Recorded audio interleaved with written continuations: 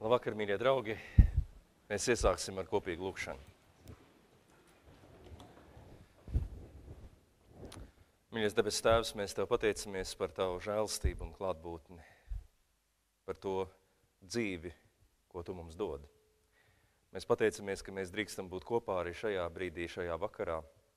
Mēs lūdzamies, vadi mūs, ļauj mums piedzīvot Tavu žēlstību, Tavu tuvumu. Ļauj mums atkal būt pievērstiem Tev un Tavai klātbūtnē mūsu dzīvē. Kungs, paņem Tu pats prom visu, kas ir liekas. Ļauj, ka mēs varam piederēt Tev.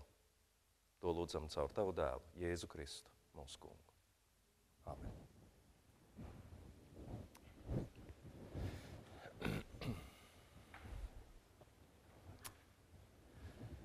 Mīļie draugi, tiešām priecājos atkal jūs sastapt šajā vakarā, kad mēs atkal varam būt kopā un domāt par tēmām mūsu garīgajā ceļā. Tas, ko es šodien gribu jums izstāstīt, īstenībā ir izsakāms diezgan īsos teikumos un diezgan īsi. Un es centīšos mākslīgi neizplūst, un varbūt līdz ar to mums būs kāda lielāka telpa priekš jūsu jautājumiem un jūsu komentāriem un jūsu pārdomām. Bet tā tēma, par kuru es gribu dažus vārdus šovakar sacīt, izrietēja no kādas man pavisam svaigas pieredzes. Proti man bija atkal prieks būt kādas pāris dienas tādā intensīvā meditācijas retrītā, kā to kādreiz sauc, vai sešanā. Un tur bija daudz jaukas lietas, ko mēs kopīgi ar kādiem cilvēkiem varējām piedzīvot. Bet bija viena tāda interesanta epizode, kur noslēguma daļā kāds no klātesošajiem publiski daloties ar to, ko tad ir piedzīvojis, izteica vienu lietu. Un proti, ka šajā meditācijā ir cilvēks tik ļoti koncentrējies, fokusējies un savācis visu savu uzmanību un centies palikt tajā mirklī, kurā mums ir jāpaliek, ko meditācija no mums sagaida, uz ko viņa mūs aicina. Ka vienā brīdī cilvēks saka, es vienkārši jūtu, ka mana seja ir saspringusi līdz pēdējai iespējai, un beigās sejā iemetas kādā muskulī krampis, un cilvēks tagad ir pārsteigts par to, kā tas ir iespējams, vai ne, ka šāda parādība var būt. Es ceru, ka es pārāk nepārkāpu pāri kaut kādām robežām to pastāstot, jo man likās, ka tā ir viena ļoti svarīga lieta, lai mēs vēlreiz sev atgādinātu, ka, ja kaut kas tāds notiek, mēs pavisam noteikti varam sacīt, ka kaut kādā ziņā mēs dažas lietas esam pārpratuši. Un to, protams, arī pats cilvēks to saprat, bet es gribu par šo mazliet vairāk šovakar runāt. Proti, tad, kad jūs lasat dažāda veida literatūru, kas saistās ar kristīgo meditāciju, vai, varētu teikt arī cita veida meditācijām, jūs ļoti bieži sastapsieties ar frāzēm, kuras tiek lietotas, un mēs viņas arī šeit vakaros lietojam, ar frāzēm, kas skan apmēram sekojoši, ka meditācijas laikā mēs esam aicināti fokusēt savu uzmanību, koncentrēt savu uzmanību uz to mirkli, kurā mēs esam. Un meditācijas laikā mēs cenšamies palaist prom visādus tēlus, priekšstatus, iedomas un domas. Mēs gribam palikt šeit un tagad, un mēs gribam pilnā mērā būt pievērsti savas esības centram, mēs gribam būt pilnā mērā pievērsti tam mirklim, kurā mēs šobrīd uzturamies un esam. Un tas ir tas veids, kā mēs meditējam. Tas ir tas veids, kā mēs šo mirkli piepildam ar saturu. Un es uzdrošinos apgalvot, ka liela daļa mūsdienu cilvēku, var jau būt, ka jums tas tā nav, bet šis piemērs, ko es stāstīju sākumā, man parāda, ka cilvēki arī ar visnotaļ lielu meditācijas praksi kaut ko ļoti fundamentāli nesaprot. Un es gribu teikt, ka varbūt, ka jums tā nav, bet viena milzīga liela daļa mūsdienu cilvēku, tad, kad viņi dzird šo frāzi, ka meditācijas laikā mēs esam aicināti apsēsties ar taisnu muguru un fokusēties uz mirkli, kurā mēs esam, pamanās šos vārdus dzirdēt pavisam savādāk, nekā viņi ir domāti. Un proti tas notiek tā, kad es domāju par to, kas tas ir, es varētu teikt tā, tas notiek caur to, ka meditācija tiek kaut kādā brīdī pārprasta kā kaut kas bezgala specifisks, īpašs, ko mēs kaut kādā ļoti īpašā, specifiskā, konkrētā laikā, brīdī, vietā, formātā daram, lai mēs sasniegtu savu garīgo pieredzi. Jo tas ir, kas mums tiek sacīts, un ko mēs arī šeit vakaros uzsveram, ka meditācija ir viens ceļš, kā varbūt pilnīgi jaunā veidā piedzīvot sevi un savas attiecības ar Dievu. Bet kā mēs to dzirdam? Kā mēs saprotam, ko tad tas beigās no mums sagaida? Es gribu teikt, ka šis cilvēks, ko es pieminēju, nav nebūtu vientuļš, taisni otrādi. Varbūt tur vienkārši tādā ļoti centīgā veidā tas tā parādījās, ka mēs rietumnieki un arī austrumnieki, visi mēs cilvēki pamanāmies sarežģīt, komplicēt un padarīt par kaut ko pavisam atžgārnu. Arī viselementārākās lietas. Arī tieši to, kas varbūt mums to vienkāršību un elementārismu grib iemācīt. Un tas iemesls mums ir, tur ir daudz iemeslu. Pirmkārt, es domāju, tas, ka mums bieži vien lietas netiek izskaidrotas. Tas ir droši vien saistīts ar mūsu cilvēcisko raksturu, ar to, ka mēs gribam sasniegt panākumus, mēs kaut kā ļoti nespējam lietas palaist vienkārši vaļā. Bet, protams, tas ir saistīts arī ar mūsu skolotājiem, kuri kādreiz nespēja mums kādas lietas līdz galam parādīt un ierādīt. Bet, lai mēs saprastu to lietas būtību, man vēlreiz jāatgriežas pie tā, ko mēs pagājušreiz darījām. Mēs pagājušreiz, atceraties, runājām par vienu austrumu zen meistaru, un es mazliet stāstīju par viņa idejām, un teicu, ka varbūt kaut kas no tā var palīdzēt mums saprast kristīgo meditāciju. Es gribētu šodien arī pie tā mazliet atgriezties un pastāstīt jums vēl vienu lietu, kas, manuprāt, ir ļoti svarīga. Ja mēs domājam par austrumiem, ja mēs gribam saprast vispār to, kas ir austrumi, un ja mēs gribam saprast to, kas ir kristīgā meditācija. Es ceru, ka turpmāk es jūs neapgrūtināšu, es neesmu aicināts tagad budismu sludināt. Bet es gribētu, lai mēs atceramies vienu lietu. Atceraties vienu ļoti svarīgu lietu. Tie no jums, kas varbūt zinat par šiem austrumu procesiem mazliet vairāk, varbūt jūs to jau zinat, daži varbūt nezin. Īstenībā budisms, un it sevišķi zenbudisms, vai dzenbudisms, radās savulaik kā milzīga protesta forma pret to brīdi valdošajām reliģiskajām un visādām kulturālajām parādībām, kas bija sākumā Indijā, kur hinduisma pasaulē, kur ir miljardiem, miljoniem ideju, dievību, attēlu, kur ir ļoti dzīva, ļoti daudzkrāsaina reliģiskā sistēma, kur cilvēki dara visdažādākās lietas, pielūdz visdažādākās dievības, paši atklāti atzīst, ka to ir miljoniem dažādu izpausmu, kā tas viss izpaužas, rodas budisms. Un savukārt vēlāk, tad, kad atkal iet gadsimti, budisms ir izplatījies jau Ķīnā, kur Ķīnā savukārt ir ļoti spēcīga tautas dievbijība, tas, ko mēs saucam par daoismu. Es tūlīt jums pastāstīšu, kāpēc tas ir svarīgi. Kur ir budisms jau kādus gadsimtus bijis, tur kā protests, atkal katru reizi revolūcija cilvēku domāšanā, rodas Čen budisms, ko vēlāk sauc par dzenbudismu. Un kas bija tā lietas būtība? Par ko šie cilvēki protestēja? Nu, mēģināt iedomāties vienu zenmeistaru. Es nesaku, ka mums jākļūst par zenmeistariem, bet es gribu uz tā vienkārši ilustrēt jums lietas būtību. Ko dara zenmeistars? Viņš dzīvo pasaulē, kurā ir pilns ar cilvēkiem, kuri, atvainojiet, tic viskaut kam, pielūdz vājprātīgu dažādību, dažādas dievības, kur viens burās vienā veidā, otrs burās otrā veidā. Viens, teiksim, tur praktizē kaut ko vienu, otrs kaut ko citu. Visiem ir kaut kāda milzīgas koncepcijas, ar kurām viņi strādā. Templis pie tempļa, reliģija pie reliģijas, izpausmes visdažādākās. Kā šajā pasaulē, kurā cilvēku galvas ir pilnas ar visādām idejām, mācībām, lietām, kā šajā pasaulē mums beigās atrast kaut kādu pamatu, uz kuru mēs varam stāvēt? Milzīgi plurālā sabiedrībā, kur ir ļoti daudz dažādu lokālu un visai valstī kopīgu reliģisku institūciju. Kā mums tajā pastāvēt?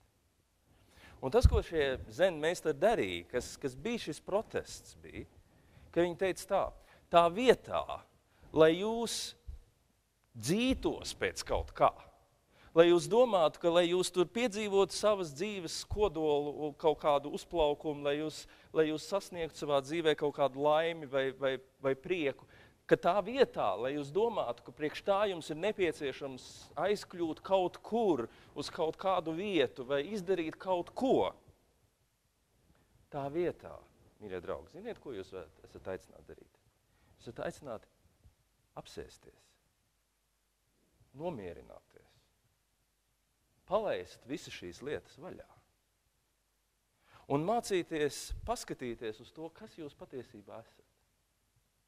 Cilvēki, tādi, kādi jūs esat. Un tad jūs varat iedomāties, ka šajā ļoti krāsainajā, ja jūs esat kaut ko redzējuši no Indijas, hinduismu pasaules, tad jūs varat saprast, ko es saprotu ar krāsām. Tur ir džungļi, kā es arī dzirdēju skaistu formulējumu. Hinduisms ir džungļi.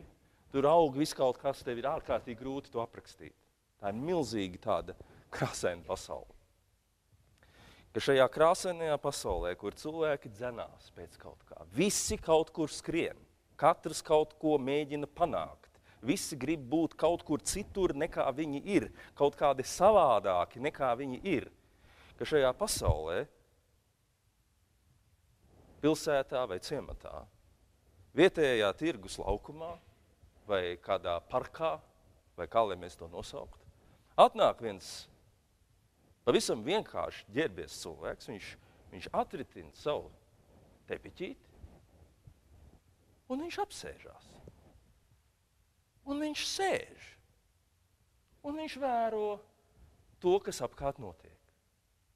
Un cilvēki darbojās un viņi mēģina atrast savas dzīves piepildījumu un kāds grib savu dievību pierunāt, lai beidzot dod to, ko gribās un tā tālāk. Viņš sēž. Cilvēcīgs, tā bija protesta forma. Protesta forma pret to, ko šie cilvēki izjūt kā bezgalu tukšību, kur mēs runājam, konstruējam visādas teorijas un lietas. Tā vietā, lai mēs pieņemtu savu realitāti. Un kas ir mūsu realitāte? Atvainojiet, mēs sēžam, elpojam, dzīvojam. Un tad, protams, pie šiem meistariem sāka nākt cilvēki. Viņi gribēja saprast, ko tu tur dari. Mēs teicu, es sēžu.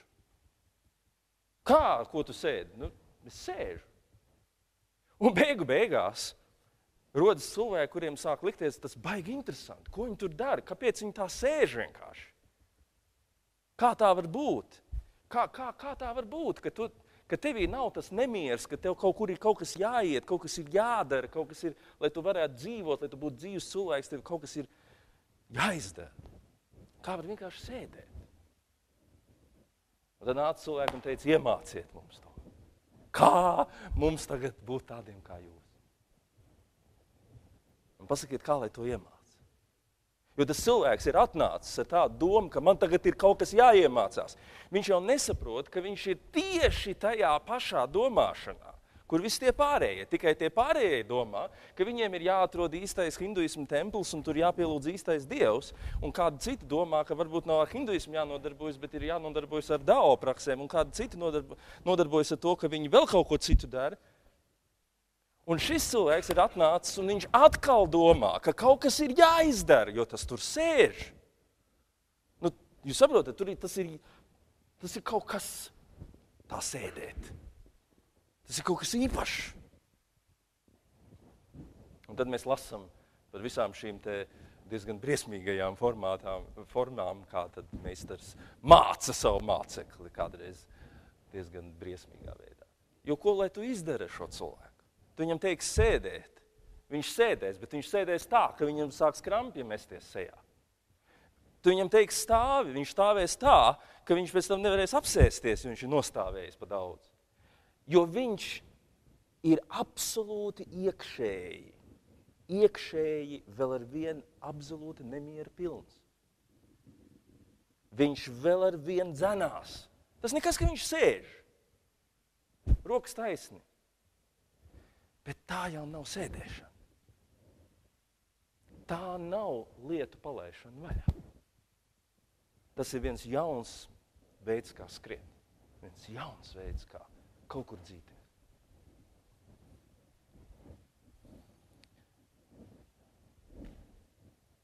Meditācija ir dzīves pozīcija, nevis praksa. Tā, ja meditācija mums ir tehnika, kur mēs tagad sakam, man ir 20 minūtes dienā jāsēž. Līdz šim es domāju, ka man ir reizi nedēļā jābūt dievkalpojumā un, teiksim, tādā veidā es varu kaut ko sasniegt. Tad es domāju, ka man ir vēl kaut kas jādara. Tagad es zinu, ka man ir 20 minūtes jāsēž absolūti nekustīgi. Un es sēžu 20 minūtes nekustīgi. Bet tā par riktīgi nekustīgi. Tā ļoti nekustīgi. Grūti nosēdēt. Un es nesaprotu, ko tas mēstais grib no manis. Es taču jau sēžu. Viņš saka, nav labi. Viņš saka, pievērsies šim mirklim. Bet es taču jau pievēršos. Es jau tā pievēršos. Viņš saka, nav labi. Tev jāpievēršās šim mirklim. Tev jābeidz skriet. Kāpēc es taču sēžu? Es visu laiku novirzos no tā, ka es gribu pateikt. Lietas būtība ir kā reizi, ka tā vietā, lai mēs kaut kur skrietu, tā vietā, lai mēs uzskatītu meditāciju par tehniku, ar kuras palīdzību mēs kaut kur nokļūsim, mums ir jāsaprot, ka meditācija, atcerieties, kā Dogans teica, cik ilgi jūs meditējat, tik ilgi jūs esat apskaidroti. Meditācija ir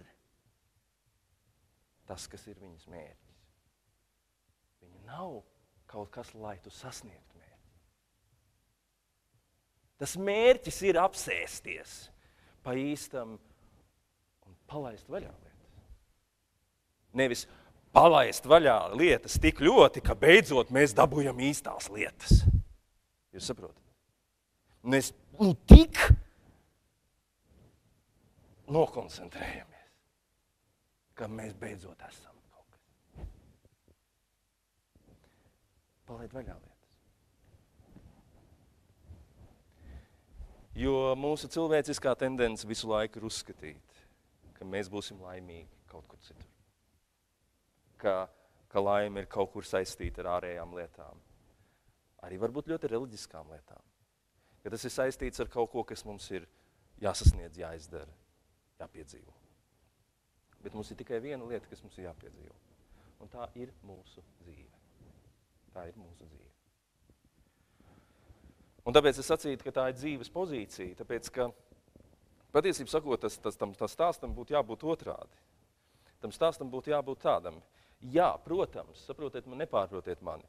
Protams, ka tas, ka es, piemēram, regulāri iekārtoju savā dienas ritmā brīdi, kurā es mierīgi pasēžu un lietas saprotu, ka mana galva ir pilna ar koncepcijām, mana galva ir pilna ar lietām, kur es pats sev esmu iestāstījis, ka tās man ir ļoti svarīgas un tā tālāk.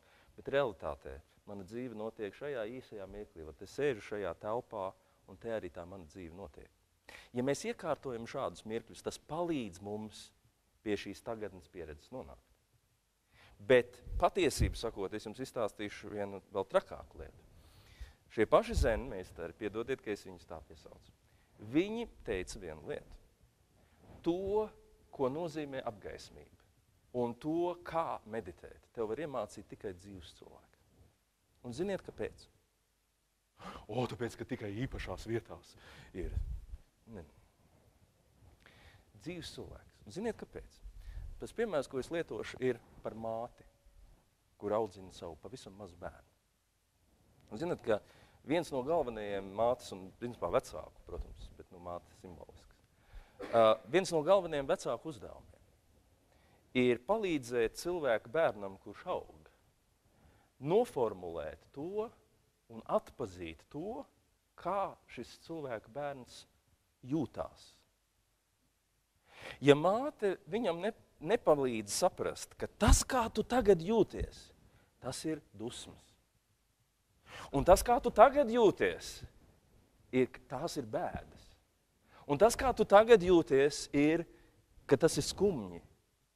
Ja to neiemāc bērnam, viņš nav spējīgs, viņam pēc tam jāiet gara psihoterapija, lai viņš vispār spētu noformulēt, kā viņš jūtās. Viņš saka, ka es jūtos slikti vai labi, bet viņam pietrūkst vārdu, jo viņš nezina, viņš nemāk atpazīt tos stāvokļus, kurā viņš ir.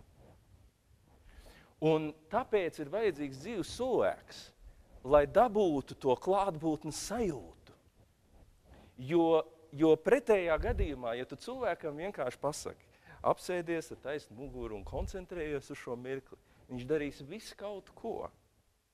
Un var jau būt, ka kādos atsevišķos brīžos viņš pat arī piedzīvos to klātbūtnes mirkli, bet viņš viņu nemācēs atšķirt, jo viņam nebūs neviens, kas viņam pateikt, šis ir tas mirklis.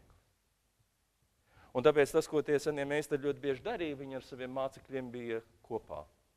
Un šis cilvēks atnāk, un viņš ir pilns ar jautājumiem, un viņš tagad grib sasniegt apgaismību un tā tālāk. Un ko dara meistars? Meistars saka, mēs iedzersim tēju. Un meistars stiepj šo lietu. Slavenā tējas ceremonija. Viņš viņu stiepj, tur ir lēnām, smalki, lēnām. Mēs uzvāram tēju. Un mēs viņu lēnām dzeram. Un es domāju, kādreiz beidzot varēšu kaut kur tikt kaut kā. Iedzersim tēju. Un vienā brīdī šo tēju dzerot, tāpēc, ka tur pretī cilvēks, kurš ir klāt šai mirklī un kurš ir sasniedzis savu realizāciju, tas otrs arī to sajūt. Un tas ir meistars, kas viņam var pateikt, šis ir tas brīdis. Šādi tev ir jājūtas meditācijas laikā. Tas ir, ko tu sēdi. Tu sēdi, lai būtu atvērts šim mirklim. Tā kā tu tagad dzer šo tēju, tā tev ir jāsēž savā klusajā telpā, kurā tu meditē katru dienu. Respektīvi, man ir tāda sajūta, ka varbūt daudziem no jums un mums visiem būtu varbūt labāk kādreiz pameditēt tiešām vienkārši esot kopā ar kādu cilvēku. Ne tādā nozīmē, ka mēs tagad meditēsim. Un atkal, iedomājieties, cik interesanti. Mēs varam meditēt tā, ka tā meditācija ir milzīga siena starp mums. Jo mēs katrs esam tik šausmīgi klātesoši, ka mēs viens otru neredzam. Kā būtu, ja mēs padomātu, ka meditācija var būt mirklis, kad mēs vienkārši esam kopā ar kādu cilvēku. Un tas, par ko es jums stāstu, un diemžēl neko citu nevaru izdarīt, kā vienkārši pastāstīt, es varu jums pateikt tikai to, kas tas nav. Proti, es varu pateikt vēlreiz, ka meditācijas pamatbūtība nav pārkoncentrēties uz kaut ko. Meditācijas būtība ir palaist lietas vaļā, pieņemt savu realitāti un dzīvi tādu, kāda viņa ir. Bet to, kas ir šī pieredze, to, protams, mēs iegūstam tikai katrs savā veidā. Un ļoti bieži ir vajadzīgs ļoti garš ceļš, lai līdz šai pieredzei nonāktu. Nav nekā vienkāršāka un reizē priekš cilvēka sarežģītāka, kā tas, ko šie meistari darīja. Pasaules ņigu ņegas vidū, steigas vidū, atrast sevi pašu, savu dzīvi. Īstā realitāte ir tas mirklis, kurā es esmu. Un es tam esmu atvērts. Es mācos ar to sadzīvot. Es mācos to pieņemt. Es mācos tajā justies kā mājās. Un jūs saprotat man pareizi, tas nenozīmē, ka mums nevajadzētu nekādus mērķus sev dzīvē uzstādīt, ka mums nevajadzētu neko censties darīt. Bet mums vajadzētu saprast, ka tie mūsu mērķi ir mūsu mērķi. Un ka tie mūsu priekšstati par to, kā pasaulē ir jābūt, ir mūsu priekšstati par to, kā pasaulē ir jābūt. Bet tas, kas reāli ir tikai mūsu reālā, praktiskā, konkrētā dzīve. Un to mēs svinam meditācijas laikā. Un šo visu tātad es gribēju jums izstāstīt tikai vienu iemeslu dēļ. Lai tad, kad jūs kādreiz dzirdat, ka jums saka, meditācijā apsēdies, palaid vaļā visas lietas, nepieķeries nekam, pievērsies šim mirklim. Lai jūs saprastu, ka te tiek runāts par kaut ko ļoti vieglu. Ļoti, ļoti, ļoti, ļoti vieglu. Neko grūtu vai sarežģītu. Grūti tas ir tāpēc, ka to vieglo pūciņu aizpūš prom. Tas, ka mums jau nav laika pasēdēt. Mēs jau nevaram tā vienkārši pasēdēt. Mums jau vajag kaut ko īpaši sasniegt. Tas jā. Tādā ziņā tas ir grūti. Bet tas ir grūti tāpēc, ka mēs vienkārši to nedaram. Nevis tāpēc, ka būtu grūti izdarīt to, ko meditācija gaida. Tā kā ļoti lūdzu jūs uzmanieties no tā, ka mēs varam pārvērst šo mirkli, kas ir domāts, ja mēs atgriežamies kristīgā kontekstā, kā brīdis, kurā mēs no Dieva rokas saņemam visu, kas mēs esam, un pieņemam visu, ko viņš mums dod, ka mēs šo mirkli nepārvēršam par kaut ko, kas mūs ļoti tālu aizved prom no tā, kas ir īstā praksa. Varbūt kādi jautājumi vai komentāri. Kā jau teicu, šodien mazliet vairāk mēs varam laika tam veltīt. Lūdzu. Jā, droši. Jā, es biju... Jā, lūdzu. Jā, bija aiz muguras, bet nekas.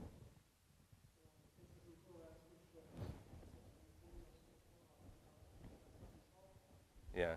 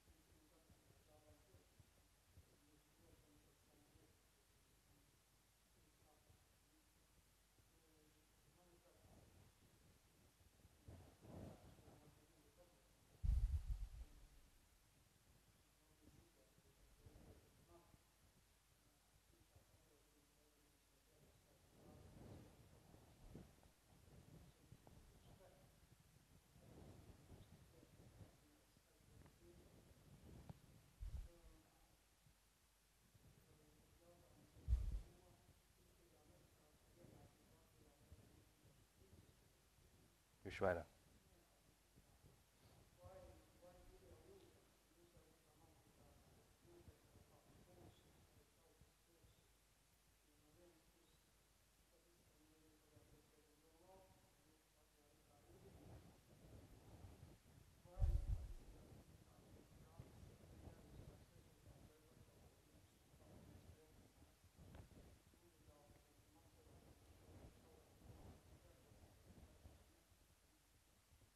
Paldies, jā.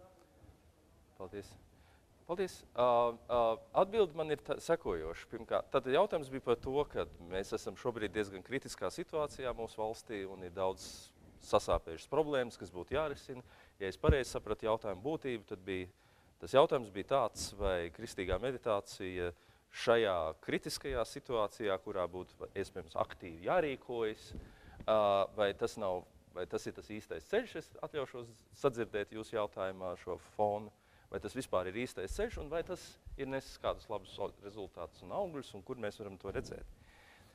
Es varu sacīt uz to sekojošas lietas. Pirmkārt, es gribētu teikt tā, ka vislielākais trakums šajā pasaulē, un tā skaitā Latvijā, ir tieši no tā, ka cilvēki nav jau tā, ka viņi neko nedarītu, bet viņi dara visu kaut ko. Un tā vietā, lai tā pa īstam piedomātu un tā pa īstam saprastu, kas mums ir jādara, un tad to konsekventi darītu. Mēs vienbrīd daram kaut ko vienu, tad mēs izdomājam, tas nebija pareizi, mēs ejam kaut kādā citā virzienā. Un ļoti bieži tas, kas ir tas lielais apjukuma iemesls, ir kā reizi tas, ka mēs ļoti bieži daram pirms mēs esam nonākuši līdz kaut kādas patiešām iekšējas skaidrības par to, kas mums ir jādara. Un es varētu pieminēt veselu virkni nozares, kuras ir visus šos 20 gadus tikuši nepārtraukti reformētas. Un šī reforma nepārtrauktās reformas arī novedušas pie tā, ka beigās mēs paši nesaprotam, ko mēs gribam ar to visu darīt. Tāpēc es jums teiktu tā, ka kristīgā meditācijas kustība Latvijā ir mikroskopiska lieta. Protams, viņa ir mikroskopiska lieta. Jo ir ļoti daudz cilvēki, kuri ar zināmām aizdomām uz to skatījās tikai tāpēc, ka tas viņiem liekas līdzīgs kaut kam citam. Ir viena daļa cilvēku, kas varbūt to dara. Vienai lielai daļai cilvēku, kā jau teicu, pat ir grūti izrakties cauri kaut kādiem slāņiem un aiziet līdz tam, kas vispār tas ir. Bet es jums teiktu tā, ka es domāju, ka es esmu bijis liecinieks. Kā cilvēku dzīvēs tam ir milzīga nozīme. Kā cilvēks, kurš ir skrējis, ņēmies, darījies kaut ko, kas viņa prāt ir bijis ārkārtīgi svarīgi, un tajā visā ir vienā brīdī pazaudējis pamat zem kājām. Kā caur to, ka varbūt dzīve pati, varbūt meditācija kā kaut kāda risinājums, bet parasti tā ir dzīve pati. Ir šo cilvēku bišķi apturējusi, apstādinājusi. Un likusi viņam pajautāt, bet pagaid, bet man ir pilna galva ar visu to, kas man būtu jādara un kāda man būtu jābūt. Bet kas es beigās esmu, kas ir tas mieklis, kas ir tā mana dzīve, kur es dzīvoju. Ka šāda pieredze, apstādināšanas pieredze ir bijusi milzīgi svētīga. Kā rezultātā cilvēks ir varējis pilnīgi jaunā kvalitātē daudzas lietas savā dzīvē darīt. Būt klātesošiem šajā mirklī nav panacēja. Tā nav atbilde uz visiem jautājumiem.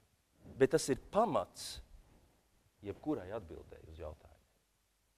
Ja tev ir priekšā cilvēks,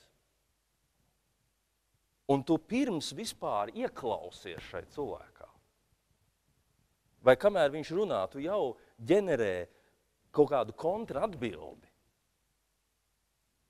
tad tas, kas tur notiek, ir, ka tie cilvēki vienkārši nemaz nav sarunājušies. Un pirms viņi ir vispār nonākuši kontaktā, viņi jau bieži vien ir konfliktējoši un viņi jau ir pretrunās. Es domāju, ka ļoti bieži tas ir, ko mēs varam šeit Latvijā redzēt. Vai tad šeit ir biežas situācijas, kad dažādi domājoši cilvēki ir gatavi viens otrā ieklausīties, pilnībā būt klātesoši, mēģināt saprast, ko tas otrs grib teikt. Tā vietā mēs izmantojam laiku, kamēr otrs runā, lai sevī radītu jaunus argumentus, ko mēs viņam pateiksim pretī. Un tas ir tikai viens piemērs, kā mēs ļoti bieži varam sacīt, mēs skrienam, mēs plēšamies kā pliki pa nātrēm, un bieži vien mēs esam tik ļoti pliki. Tieši tāpēc, ka mēs nemākam atrast to savu centru un nemākam būt uzmanīgi un vērīgi pret to dzīvi, kur mēs dzīvojam. Tāpēc es jums teikšu tā, ka ik viens cilvēks, kurš savā dzīvē ir atradis par svarīgu un nozīmīgu, vispirms tikt skaidrībā ar to, kas es esmu, mācīties pieņemt to realitāti, kurā es esmu, pirms es mēģinu viņu pārveidot. Jebkurš šāds cilvēks ir par milzīgu svētību sev un citiem. Un no šāda viedokļa, es esmu redzējis ļoti labus piemērus tam. Bet, protams, tas ir atkarīgs no cilvēku uz cilvēku. Tas nav ļoti ātrs ceļš, tas nav ļoti viegls ceļš. To ir viegli aprakstīt, to ir samērā sarežģīti piedzīvot. Un vēl sarežģītāk ir, kā atkal varētu teikt, nav jau grūti to apgaismību sasniegt. Apgaismību sasniegt nav pārmērīgi grūti. Kas reāli ir grūti, ir mācīties dzīvot ar šo apgaismotu domāšanu. Saprast, ko tad tas, ko es esmu tajā meditācijas mirklī piedzīvojis, ko tad tas nozīmē manā dzīvē. Un šeit es teiktu, ka kristīgā meditācijas lieta ir ļoti līdzīga tam, kā šobrīd vispār kristietība Latvijā ir, vai jebkura cita lieta. Tas ir atkarīgs no cilvēku uz cilvēku. Cik daudz mēs katrs esam šo iekšējo ceļu gājuši līdz tam, ka mēs atrodam vispirms sevi, atrodam savu dzīves pamatu, un tad mēs varam mainīt pasauli, vai censties mainīt pasauli ap sevi. Bet Latvija ir pilna ar cilvēkiem, kas ir gatavi kritizēt, kas ir gatavi teikt, viss ir garām, kas ir gatavi teikt, mums ir krīzes situācija, no krīzes uz krīzi, mums jāsāk viss no sākuma. Tādi cilvēki ir daudz. Bet parādiet man tos dažus cilvēkus, kas ir gatavi sākt ar sevi un darboties ar sevi. Un tas sākums parasti ir tajā mirklī, kad es saprotu, ir lielās un globālās problēmas. Bet vispirms man jāizskatās sevī. Kā es veidoju attiecības ar saviem tuvākajiem cilvēkiem? Kā es veidoju attiecības ar to cilvēku, kas šobrīd ir manā acu priekšā? Un kamēr es par šiem jautājumiem neaizdomājos, es varu filosofēt par rietumu civilizācijas postošajām sekām, un tam nav nekāda sakara ar realitāti. Tā visa ir viena lidināšanās, kārtējās, ideoloģiskās, pseidoreliģiskās kaut kādās ilūzijās, kur mums liekas, ka mēs kaut ko risinām, bet realitātē mēs neredzam to, kas notiek mūsu acu priekšā. Bet tur bija vēl kāds jautājums.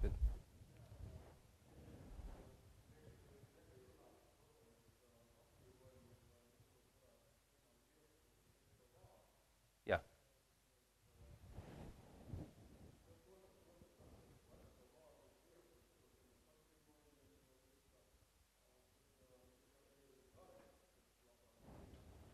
Aha. Ir gari, kas ienāktu mūsos. Respektīvi, meditācija mūs sagatavo sarunai ar Dievu, un kas var garantēt to, ka tad, kad mēs atbrīvojamies no visa, ka tas tiešām ir Dievs, kas ar mums runā, nevis kaut kas cits. Labs jautājums, bet es jums sacītu sekojošu lietu, ka tanī mirklī, kad cilvēks patiešām, un ieklausieties manī, es to nesaku ar spiedienu, es to saku ar absolūtu vieglumu. Es mēģinu to, es saku ar spiedienu, atvainojos, bet es domāju to ar vieglumu. Respektīvi, kad cilvēks patiešām palaiž vaļā savas, taiskaitā, reliģiskās un visas citas koncepcijas. Un mēģina saprast, ka realitāte ir šeit, kur es te tagad esmu. Un viņi ir tādi, kādi viņi ir. Un viņi nav savādāk. Tad šāds cilvēks saskarās ar Dievu. Ziniet, kāpēc? Tāpēc, ka Dievs ir radījis šo pasauli. Dievs nav radījis visus mūsu priekšstatus un mūsu koncepcijas par pasauli. Tās kā reiz radam mēs. Mums visādas koncepcijas par to, kas ir šī pasaule. Mums visādi priekšstati par to, kas ir šī pasaule. Tā ir mūsu štēle. Tā ir mūsu lieta. Tur mēs esam meistari. Ko tik mēs visu tur neizdomājam? Dievs ir radījis šo pasauli.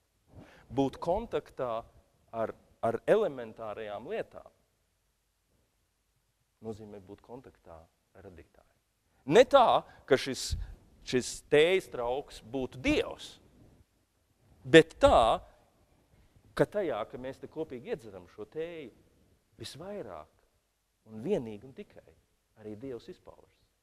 Jo viņš to visu ir radījis, viņš ir aiz tā visu, viņš ir iekš tā visu. Tas tējas pots nav Dievs, bet tas ir Dievs, ar ko mēs saskaramies šeit. Mēs saskaramies ar reālo Dieva darbību. Un, es jums teikšu vēl trakāk, mana pārliecība ir, ka cilvēks, kurš ir atteicies no savām vēlmēm šo pasauli kaut kā nezi kā izinterpretēt un nezi kā tur kaut ko ar viņu darīt, ir praktiski neaizsniedzams tam, ko jūs saucat par gariem. Jo šie gari galvenokārt darbojas caur mūsu sajūtām, fantāzijām, iedomām. Viņi, ja mēs vispār tādās kategorijās gribam runāt, ir tie, kuri tās lietas mūsos tur rada. Un cilvēks, kurš no tām fantāziju pasaules iet nost, un viņš saka, nestāstiet man par to, ko es neredzu. Man ir grūti uztvert pat to, ko es redzu. Ļaujiet man pabūt kopā ar tiem, ko es redzu, pirms es cenšos būt kopā ar tiem, ko es neredzu. Šis cilvēks, dēļ savas šķietam īstenībā no daudz viedokļu ļoti lielās pazemības, ir vislabāk pasargāts. Kur pretī tas, kurš, teiksim, nodarbosies ar savu maģisko garīgo praksi un tur viņa izpratnē tuvosies Dievam, ļoti iespējams, ka tur būs kaut kāds viegls pārpratumiņš apakšā. Un viss tā mana tuvošanās Dievam būs tuvošanās manām iedomām par Dievu. Un tur mana dvēsele ir vaļā tādiem dīvainiem spēkiem un pieredzēm un piesaistēm, ka mati ceļ stāvs. Tāpēc tas cilvēks, kurš patiešām atsakās pats būvēt realitāti, bet grib pievērsties realitātei, ir visus drošākā pamata, ka viņam arī garīgā nozīmē nekas milzīgi ļauns nedraud. Jā.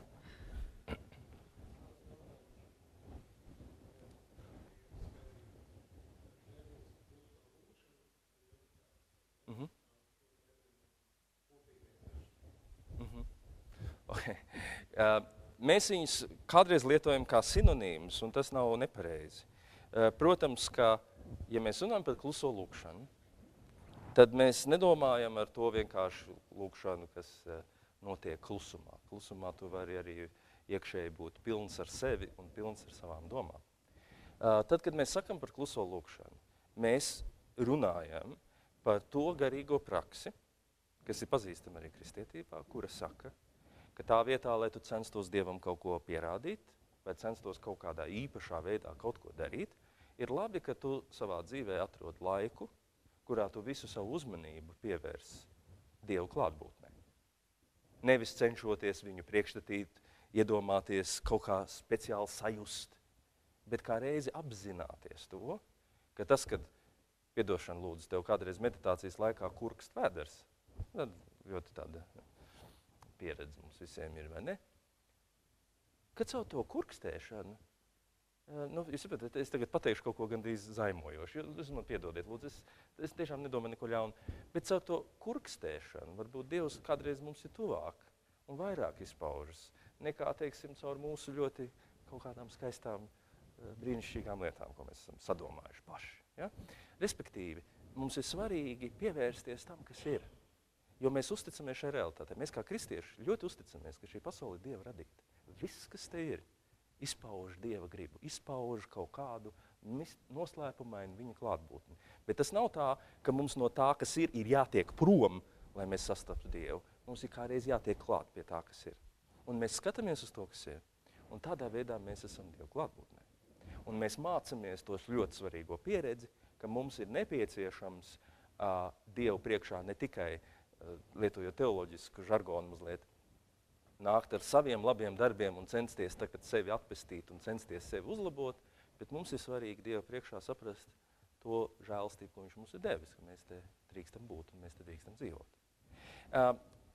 Līdz ar to es teiktu tā, ka klusā lūkšana ir mazliet specifiskāks vārds, kas raksturo vienu no meditācijas iespējām, un proti lietojot konkrētu lūkšanas vārdu, kur mēs, teiksim, šo vārdu atkārtojam, fokusējam savu uzmanību uz to, galvenokārt ar vienīgu nolūku, lai tādā veidā mūsu domas neklīstu apkārt un mēs pēc iespējas būtu klātesoši. Mēs pēc iespējas būtu šajā mirklī kopā ar Dievu, ar pašu pievērstību viņam. Meditācija, kā es izjūtu, ir principā tas pats. Tikai meditācija varētu pieļaut arī situāciju, kad tas lūkšanas vārds vienā brīdī arī vairs neskan.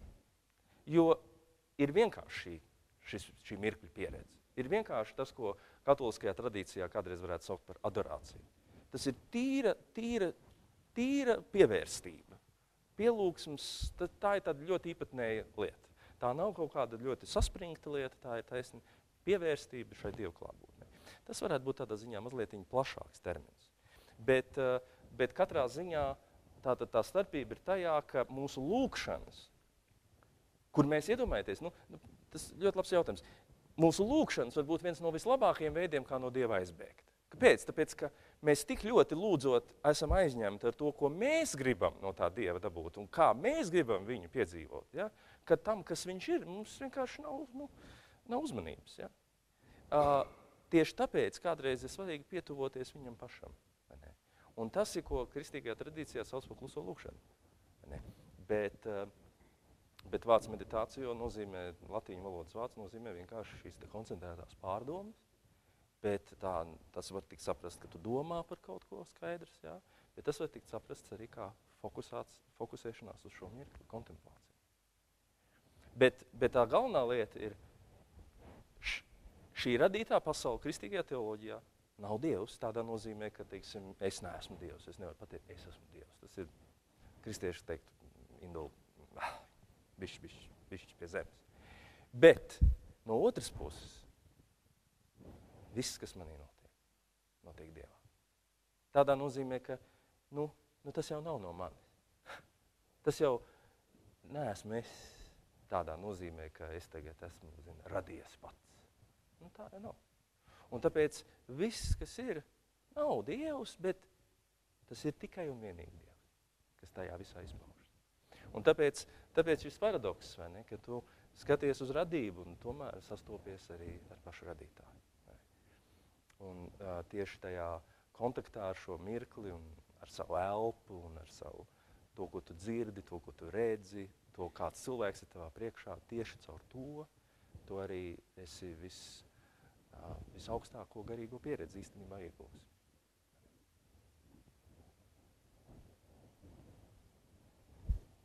Jā.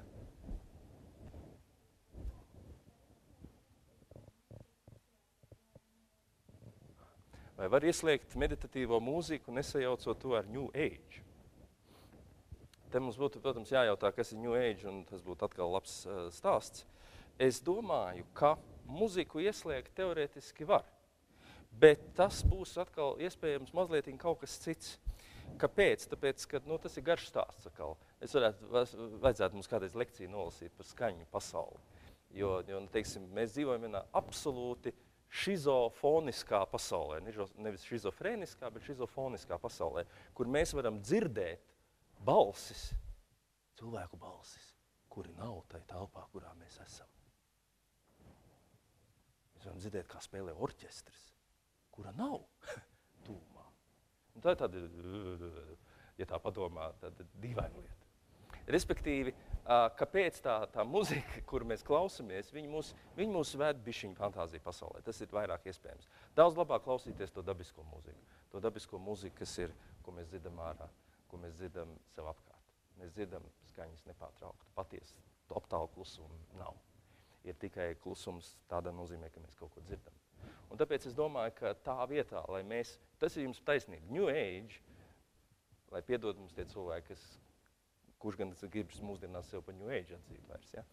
Bet tur ir tas moments, ka ļoti viegli mūsu garīgums ir mūsu fantāzija pasaule. Mēs sēžam un mums ir labi. Tāpēc, ka mēs esam aizgājuši no realitātes. Bet šis labi beidzās tad, kad realitāte sevi piesaka parasti. Un tad tas ir cilvēki, viņi klausās, un kamēr viņi klausās savu brīnišķīgo meditatīvo mūziku, viņi mīl visus cilvēkus. Tas ir kādreiz pa odiem tā domāju, vai ne? Es varu justies ar viņiem vienots. Es odus varu, zināmā mērā, mīlēt un pieņemt, ja? Kamēr viņi nav man tūmā. Kad viņi ir aiz loga, man ir pilnīgs miers ar viņiem. Tad, kad viņi man tiek klāt, es viņus vairs īsti nemīlu, ja? Nevaru vairs īsti pieņemt. Un tas ir tas moments, ka tādā brīdī, kad mēs distancējamies no realitātes, mēs varam dzīvot milzīgās ilūzijās par to, cik mēs esam garīgi, mierīgi, nosvērti un tā tālāk.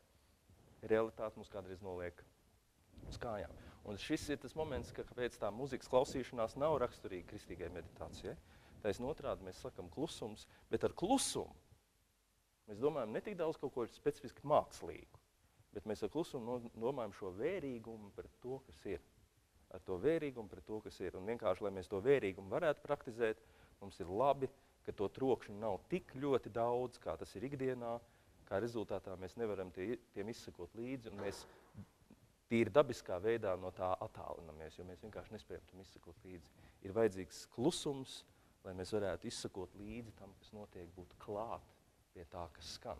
Ja tev aiz loga skan dzied viens vienīgs putns, kurš tur čivina vai dzied, tu meditācijā viņu dzirdi, un tas meditāciju netraucē, jo tu dzirdi to. Ja tev aiz loga notiek milzīgs ļembasts, tas meditācijas traucē, tāpēc, ka tu nevari visu visam ļembastam izsakot, un tu no viņa distancējies. Un līdz ar to tu distancējies no realitātes, un tas ir tieši tas, kas nebūtu tas vēlamies. Vēlamies būt tai realitātei pieslēgties. Labi, mīļie draugi, pa daudz vārdu, lai pateiktu to, ka nevajag tik daudz vārdus. Vai ne? Bet mēs pasēdēsim mierā un klusumā.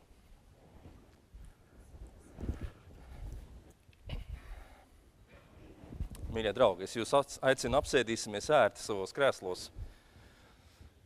Jā, ar taisnām mugurām galvenokārt tāpēc, lai mēs varētu brīvi elpot, lai mums nekas nespiestu, netraucētu, lai mums nebūtu jādomā par lietām, par kurām varbūt nav vērts domāt šajā mirklī. Mēs palaižam vaļā visus apzinātos spriegumus. Un mēs mācāmies saprast, ka ir divas iespējas, kā meditēt. Viena iespēja, ka mēs meditējam kā meklētāji, kuri šobrīd grib kaut ko neziko atrast. Un otra iespēja, ka mēs meditējam kā atradēji. Mēs meditējam kā cilvēki, kuri saprotam, šis ir mūsu mirklis, šī ir mūsu dzīve. Un mēs tajā esam pievērsti, mēs tajā esam klāt. Un caur to mēs esam pievērsti Dievam, un viņa klātbūtnē, kas izpaužas visās lietās, kas ir mums apkārt. Lai mēs varētu savu uzmanību noturēt, mēs varam to piesaistīt ar vienu lūkšanas vārdu, kurus mēs mierīgi pie sevis atkārtojam visā meditācijas laikā. Ja mēs aizklīstam savās domās kaut kur ārpus un prom no šīs realitātes un no šī mirkļa, mēs nedusmojamies, mēs nākam atpakaļ. Mēs mācāmies saprast, ka tas, kas mums ir tagad, ir vairāk par jebko, ko mēs varētu izdomāt, iedomāties vai iztēloties. Mēs iesāksim ar brāļa Klausa lūkšanu. Tu, mans Dievs, atņem man visu, kas man traucē tuvoties Tev. Tu, mans Dievs, dod man visu, kas mani tuvina Tev. Tu, mans Dievs, atņem mani un atdod mani pilnīgi pats sev.